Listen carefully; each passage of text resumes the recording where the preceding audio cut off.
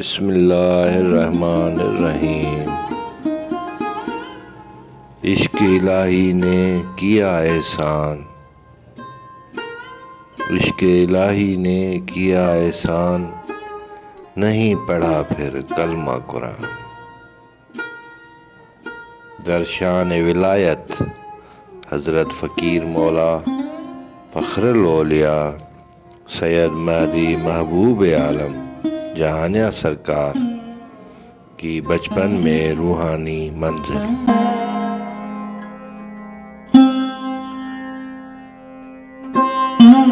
آپ بچپن میں اپنے والد حضرت مختوم سید امام بخش جہانیہ صاحب کے ساتھ درگاہ شریف حضرت مختوم سید حسن باندی موخ جہانیہ شاہپور جہانیہ سے ٹنڈو جہانیہ حیدرآباد روانہ ہوئے، جہاں پر سندھ کے مشہور شاعر اور صوفی بزرگ حضرت فقیر سید قطب علی جہانیہ رحمۃ اللہ علیہ اقامت پذیر تھے۔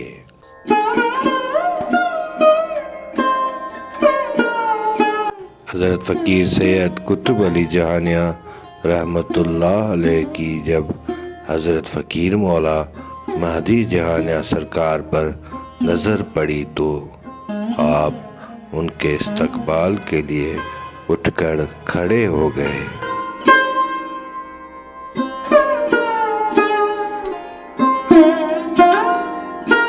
جب حضرت فقیر سید قطب علی جہانیہ استقبال کے لیے اٹھے تو وہاں پر موجود مریدوں کا ہجوم تھا، جس میں مسلمانوں کے ساتھ ساتھ بے شمار ہندو بھی شامل تھے۔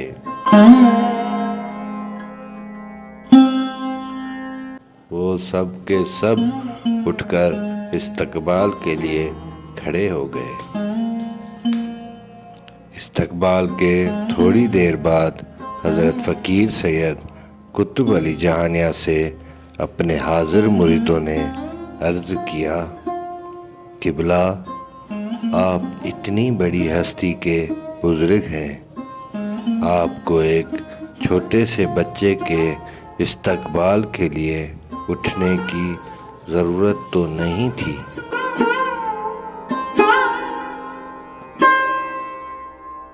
حضرت فقیر سید قطب علی جہانیہ نے جملے سب موجود مریدوں سے فرمایا کہ اس چھوٹے سے سید زادے میں بہت بڑی حکمت ہے،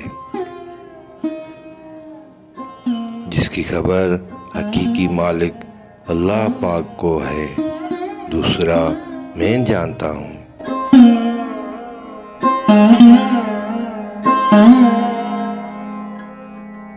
یہ اتر طرف سے انسانی صورت میں روحانی بادل پیدا ہوا ہے، اور اس کی جوانی آنے پر جیسے بادل برستا ہے، بالکل اسی طرح اس میں سے بھی عشق برہ بادل کی طرح پوری دنیا میں روحانی فیض کی برسات برسائے گا۔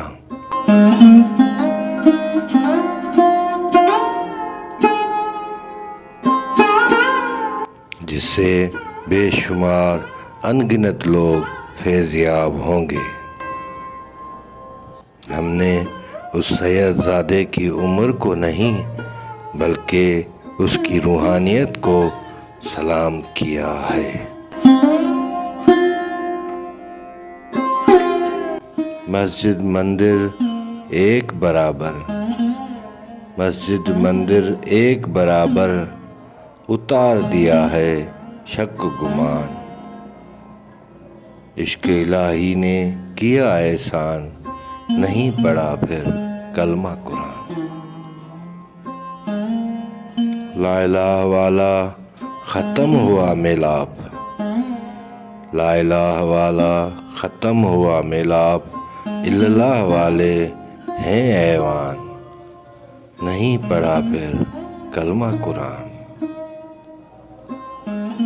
ساقی نے سارا سر سمجھایا، ساقی نے سارا سر سمجھایا، سجدہ صورت سر سبحان، نہیں پڑھا پھر کلمہ قرآن۔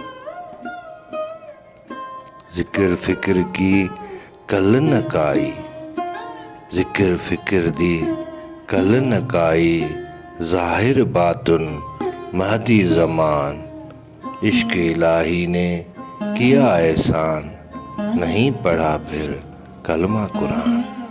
حق موجود یا علی مدد۔